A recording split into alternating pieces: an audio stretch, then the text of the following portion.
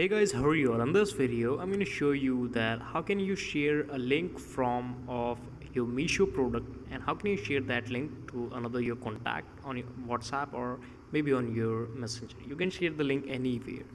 How can we do it? Firstly, we just have to go on our Google Chrome, or if you have downloaded your Meesho application then you can go on it, but I don't have it, so I will go on the Meesho website here on my Chrome, and I will select just a product from here. Like I want to buy electronic items, I will go in this section and finalize a product for me. Like I want to buy this, and here you will see the product. You can view this is a wireless earphone.